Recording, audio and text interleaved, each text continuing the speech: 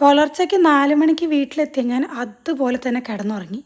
രാവിലെ ഒരു 11 മണി വരെ പോത്ത് പോലെ കിടന്നുറങ്ങി എണീറ്റ് പല്ല് തേക്കാൻ പോയപ്പം അച്ഛനും അമ്മയും കൂടെ ഇതാ പാർട്സ് റെഡിയാക്കി വെച്ചിട്ടുണ്ട്.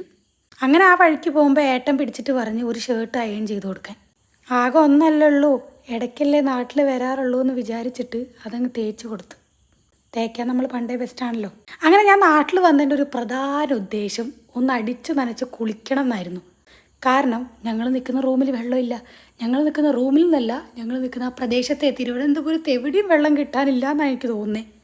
അപ്പോൾ ഉള്ള വെള്ളം വെച്ച് അഡ്ജസ്റ്റ് ചെയ്ത് കുളിക്കുമ്പോഴും പിന്നെ ക്ലോറിൻ വാട്ടർ ആയതുകൊണ്ടും ആഴ്ചയിൽ 2 ദിവസമൊക്കെ നമ്മൾ തല നനയ്ക്കാറല്ലോ. അപ്പോൾ നമ്മുടെ പിള്ളേർ ഇരുന്ന് വണ്ടി കഴുകുന്നു. എന്തായാലും ഒരു പണിയെടുക്കല്ലേ, എന്നെ കുളിപ്പിക്കുന്ന പണിയും കൂടെ അവരെടുത്തോട്ടെ എന്ന് വിചാരിച്ച്. അതൊക്കെ കഴിഞ്ഞിട്ട് ഒരാൾക്കൊരു ചെറിയ ആഗ്രഹം, പിള്ളേരെന്തെങ്കിലും ആഗ്രഹം പറഞ്ഞാൽ സാധിച്ചു കൊടുക്കണമല്ലോ.